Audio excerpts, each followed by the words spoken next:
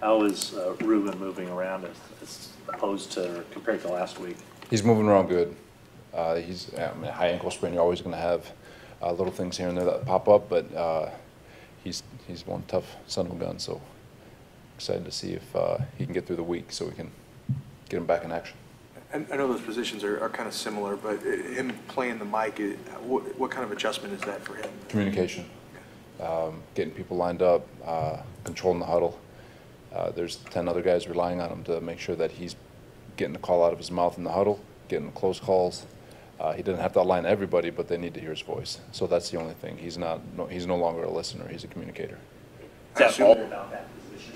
For the Mike linebacker? Yeah, for sure. Everything else is, I mean, our techniques and our fundamentals, they transfer from position to position. So there should be a lot of recall.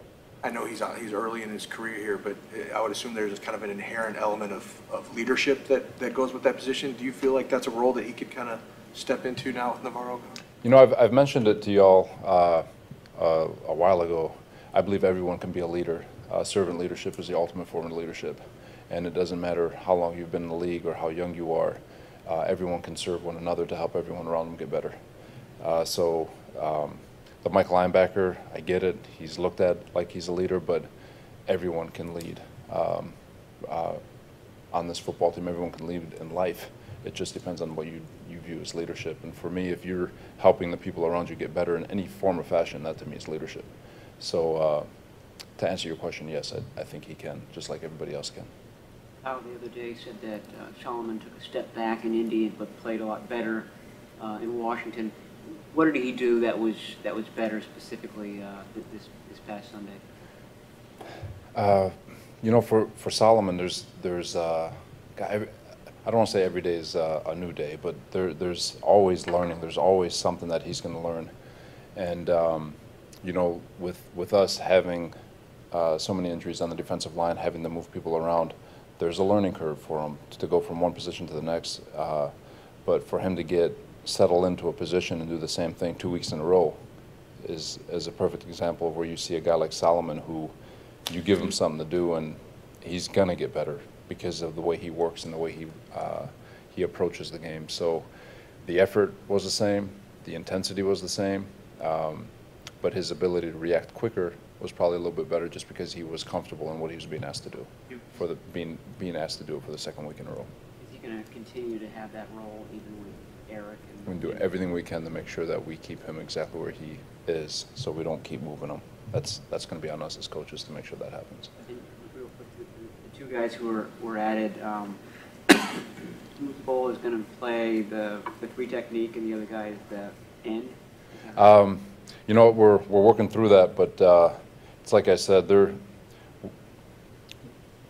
I don't want to call them plug and play, but they're going to be put in a position where we feel like they can help us based on the team we're playing. They're both capable of playing three technique. They're both capable of playing the big end. So between the two of them, along with Cooper and the other guys that we have, DJ Earl Mitchell, getting some three technique work, we need, as a group, in an entire defensive line, we all need to step up and help one another out. This crashes down very hard on zone read plays and outside zone plays when he's the unblocked backside defensive end. Is that how you coach him? It's by design. By design. We're tied in. Backers and D-line are always tied in together. I'm sure you're referring to the touchdown. Right, and there was a play in the first quarter too where he was outside zone to the right. He came down very, very hard.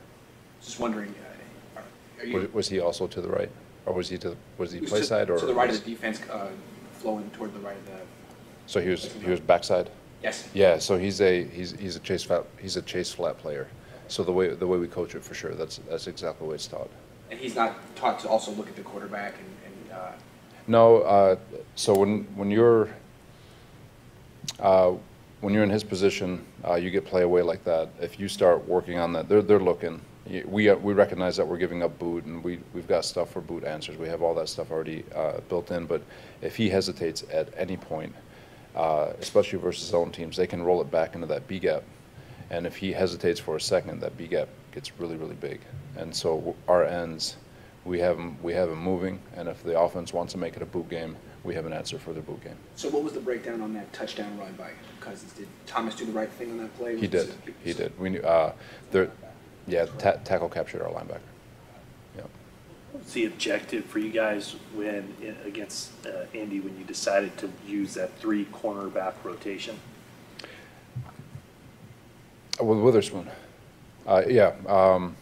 he's we've talked about it. He's earned the right to play. He works his tail off in practice. He's so deliberate in his approach. Whether it was scout team, whether it was our team reps, whether it was walkthrough, it didn't matter. And when you have people in this organization, and Kyle will always talk about it, and we always talk about it as a defense, the people, the men who deserve the right to play will play. The men who exemplify what we're trying to accomplish on defense, the style, the preparation, the effort, all of those different things, those are the ones who are going to get on the football field. And so so it's not an indictment on what Dante Johnson and Rashard Robinson have done, and more of a testament to what he's been able to accomplish since he's been here and the deliberate practice at which he's approached. So for Witherspoon, he's earned the right, and it has nothing to do with Rashard or Dante and everything to do with Witherspoon earning the right to get some reps. So you obviously didn't see him much in that Colts game, but this last game he did play a lot. And he did very well. He did very well. All 3 of them did. Since he's been here, has he put on some muscle? To the naked eye, it seems to me that he's a lot stronger. We were joking about it the other day. He looks enormous for some reason. Like on tape, he does. He looks like he's put on and he's gotten bigger and he's turning into a man. His sky's the limit. He's got immense potential. So and his mind is wired to in the sense that I really believe he's going to attack it, and he's only scratched the surface of what he's capable of. In a couple of plays in particular, I remember he made a pretty physical stop, and then also on run support. Just given how training camp went, the one play where I feel there was tangible progress in this game in those physical spots in particular. I'm wondering if you. You know, we talked about it when those plays happened when we were here during training camp. We have a tackling style that we teach to every single player, especially the corners. And when you're in camp, you can't tackle below the waist. You got to keep it up high. And we'll never teach a corner to go profile tackle, shoulder through the sternum. We'll never do that. You're asking him to get trucked. What he's worked on so hard since he's got here is our tackling style, shoulder through the thigh, keeping the head leveraged side. And you can play a very physical style of football, but he's really taken to it. And because of it, I think what you saw in the game was his ability to go tackle, which he's always been capable of. He just had never had the opportunity to show it in a fashion that we've been trying to teach it. Struggle to get off the field on 3rd down in particular. What have you seen be some of the reasons why, and what can you do as a defensive coordinator to fix the issue? 3rd down always comes down to one-on-ones. You got to win your one-on-one battles. We've played zone, we've brought pressure, we've played man, we've tried all different variations, and you know, we've got, you know, I want to give you what my answer is, but I'm going to hold it. I apologize, but it's about winning one-on-ones. It really is. It always comes down to that on 3rd down, whether it's edge rushers getting home, whether it's defensive backs winning their one-on-ones, linebackers beating the back in coverage. Those always pop up in on 3rd down, and especially if you want to be a zone team, being able to win your one-on-one up front is critical. Otherwise, quarterback's just going to sit back there. He'll find the hole and he'll dice you up. In man coverage, it becomes quarterback will hold the ball, wait for guys to get open, but now you got to win those one-on-ones. Ball might come out a little bit quicker. However it comes out, it all comes out to one-on-ones. Especially when you bring pressure, you're one-on-ones all over the place. So you're going to hold your answer. Do you mean that you're going to show it on Sunday? Yeah, we have. Yeah, hopefully. Hopefully. In terms of facing the Cowboys, did you keep track of what was going on with Ezekiel Elliott in the league and suspension stuff, and just what does he mean to their offense? Didn't keep track. I'm not gonna lie to you. Their offensive line is special, and he's a great running back. He is. But we prepared to play Ezekiel. It's always been our mindset.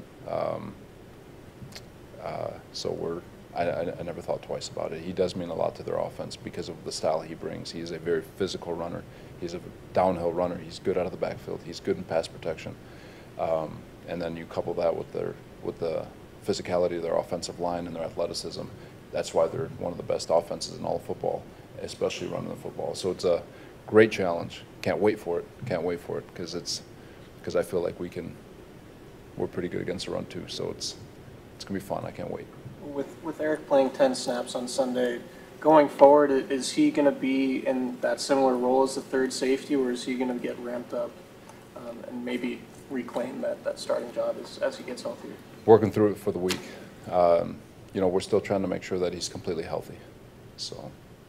How do you think he played? He did good for first game back, for sure. He's, you know, when you get in there and it's sporadic the way it is, you know, you can never get a true beat, but he's looked good in practice.